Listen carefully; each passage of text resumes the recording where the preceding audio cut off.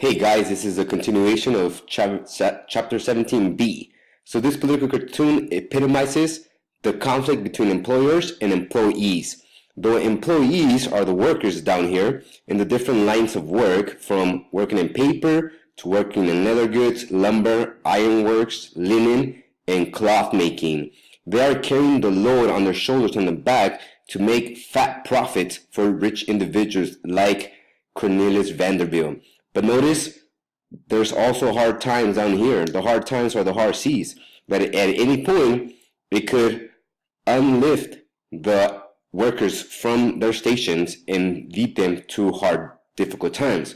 So because of this, we have labor unions. We're going to be talking about 4 labor unions, starting with the National Grange in 1867. The members were, for the most part, farmers. Eventually, these farmers did make an alliance with factory workers, and they create the Workingmen's Party and the Greenback labor movement. Their grievances was high shipping and storage prices of crops. They demanded 8-hour workdays. They demanded regulation for corporations who were abusing the workers and the profits. They demanded an increase in the amount of money being circulated. Farmers argue that the more money that was out there, the more money that they were going to be able to use to pay off their loans. However, it wasn't very successful. They did accomplish certain things. They were able to accomplish to set up commissions to regulate rail lines and rates and other big businesses. They also set up their own banks and insurance companies and created grain elevators that they could be able to use for their own purposes. And that helped farmers to be able to kind of get back on their feet a little bit. That is, for the most part, the first major labor union in the United States. This is post-Civil War, 1867. Right after that, we have the Farmers Alliance in the 1870s. Again, for the most part, their members included farmers of the Great Plains. This is some of their grievances and their demand. Their grievances or complaints were that there was a lot of drought in the West and they wanted the federal government to do something. Initially, the federal government wasn't sure what it was supposed to do, but they eventually come around and create dams, like the Hoover Dam, which we'll talk about later. They also grieve plunging global prices for corn, cotton, and wheat as more of the world produce or harvest these crops. The crops in the U.S. were declining in prices. So farmers wanted the United States to come in and help. And one way to do that was to have government store crops in a storage place until prices increase and then be able to release those crops to the public and to the world market to sell at higher prices. Again, it was a pretty good idea. The government did not respond to it. And so because farmers felt that their voices were being shut out, they eventually created the Populist Party, sometimes also known as the Farmers' Party, where they elected politicians who were going to pass laws that were going to benefit the farmers. One of the things right at the top is that these politicians were supposed to create low prices for machinery and farm supplies so that workers could purchase at affordable prices and be able to work their farms. These 2 major laws were instrumental because the Populist Party was able to pass them. So first, the Hatch Act. This was federal money for agricultural research and education. This helped farmers to be able to produce crops using less of their money and producing more, and also to be able to educate individuals in the agriculture business. We then have the Interstate Commerce Commission, that will become known as the ICC. The ICC is a commission, a group of people that was in charge of regulating interstate commerce among the railroads. So if railroads were making shipments from one state to the other, the ICC had to make sure that they were following the rules, such as publishing their rates on newspapers so that people knew how much they were going to pay from one location to another. The ICC was also in charge of making sure that railroads were practicing just business practices. And if a railroad was not doing that, then the ICC was able to sue that railroad company and be able to fight for the benefits of the workers.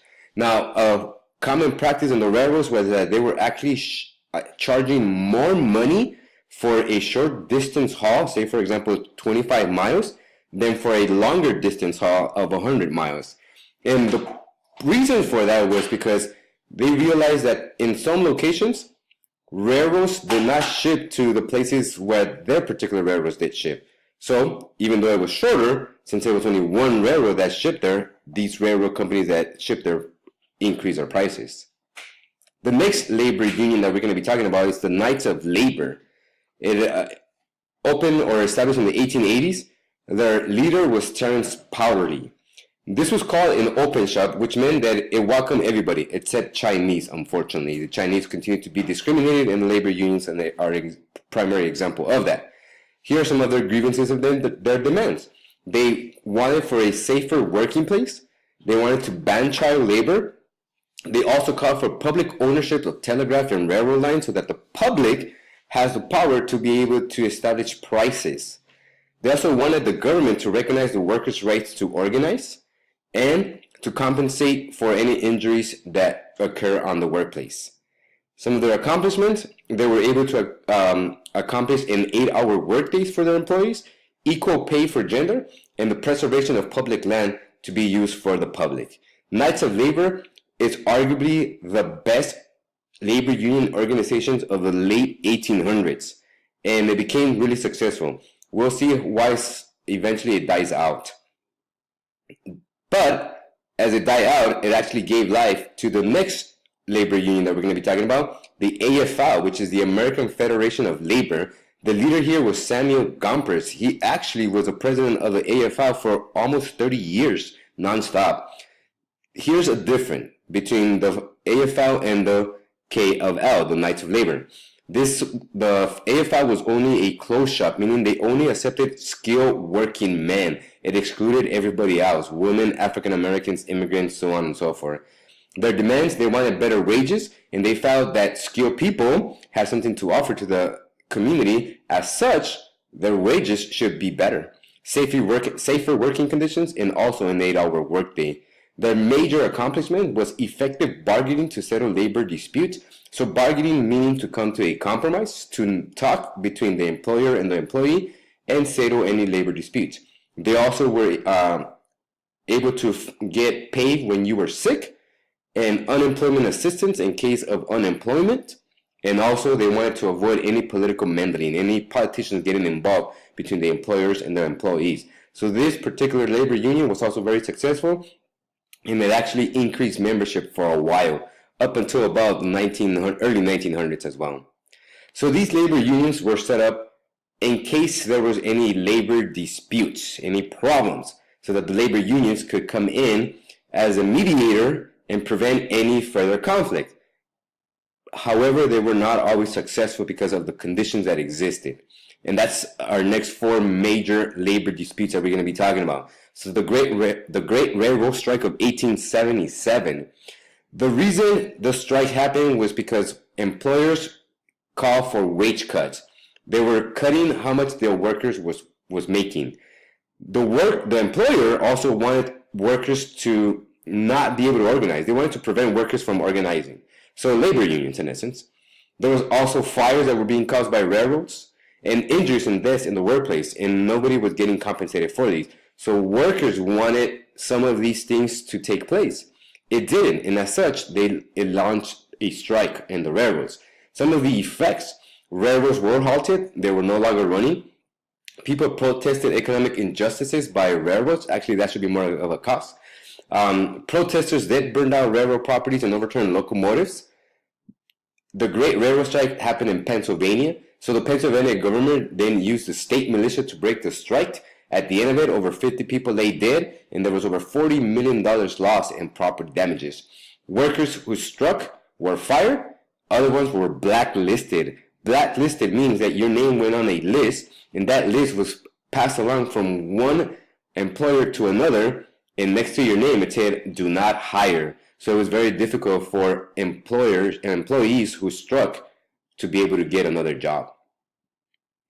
The next labor dispute is a Haymarket riot. This is in Chicago, sometimes known as a Haymarket Square riot. So the causes of this riot was poor treatment of employees by employers, and as the employers called in the police then abused the employees, and it actually led to a death on May 3rd, 1886. So this launched a protest, a riot in Chicago. And as the workers were protesting and arguing and they were rallying, rain started to come down. And people started to actually scatter away. They were going back home. At that point, the police was called in. When the police is called in, somebody, nobody knows who, threw a bomb on the policemen. Now, here's the problem. This is in Chicago. Chicago is actually one of the places where there was a lot of anarchists. And so it seems like this rally was not only attended by employees, but also anarchists. And it's believed that it was an anarchist who threw the bomb. Well, when the bomb explodes, the police open fire, and they start shooting maybe at some of their own men and some of the civilians. So at the end of it, we have 7 policemen who are killed, 1 civilian who is also killed, 5 injured. Eventually, some people are arrested, 8 men are sentenced to death, 4 eventually are hung, 1 committed suicide in his jail cell, and 3 were later pardoned by the governor of Illinois. Now, because the event happened in Chicago, unions were then linked to radicalism, like anarchists, and as such, there was an anti-union movement, and the membership of unions declined after the Haymarket Square riot. So it was a big blow for unions, the Haymarket Square riot. The next labor dispute that we're going to be talking about is the Homestead strike. This is in one of Carnegie's steel mills in Pennsylvania, Homestead, Pennsylvania. Some of the causes, again, Carnegie and his managers wanted to cut wages. They wanted to break the labor union that existed. And when situations were not working properly, they eventually decided to shut down the mill. So workers went in there and seized the mill. Henry Frick was actually one of the managers of the Homestead mill. So he called in the Pinkertons. Pinkertons are a private militia who has a lot of deadly weapons. As the Pinkertons come in, they actually fail to take back the mill. But at the end of the gun battle, dozens of people lay dead. However, Frick is not one to give up. So he calls in the state militia using the governor's support. 800 people march down on these protesters, and they eventually take the mill back. The union leaders are also prosecuted and blacklisted. Frick then hires scabs. Some of the scabs that are hired are African Americans. So scabs are replacements for the workers.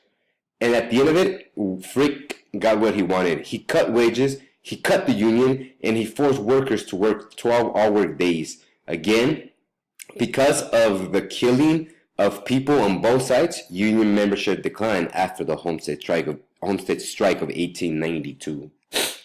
Finally, the Pullman strike in 1894 also takes place in Illinois, Pullman, Illinois. Pullman is actually considered a company town. So the company not only owned the factory, but they actually owned the town. Causes? Company wanted to cut wages because we have an economic depression of 1893, but they kept rent high. Employees then walked off the job on May 10, and they called it a strike, and the factory was closed on May 11. The effects was that railroad workers in other states actually joined these railroad workers in Pullman, Illinois, and it expanded to almost 27 states. I believe that that's the correct amount of states. So railroad lines were halted in over 25 states for sure. President Grover Cleveland sided with the railroads, and he sent in federal troops to Illinois to force the strikers to go back to work. When the workers see the federal troops marching in, they begin looting the places. They set cars on fires and turn railroad cars over. And it creates chaos and mayhem. By the end of all this, over $4 million are lost in property. Dozens of people lay dead. Nearly 15,000 troops were used to put down this unrest, and it gives a bad image to the federal government because the federal government is supposed to be protecting the employee, not the employer. And it again seems that there is a collaboration between the employer and the federal government. Courts then declare strikes illegal, which is unfortunate for unions because they are losing power here. And again, after the Pullman strike, decline in union membership is significant. So unions take a strike, a big blow after the Haymarket strike riot, after the Homestead strike, and after the Pullman strike.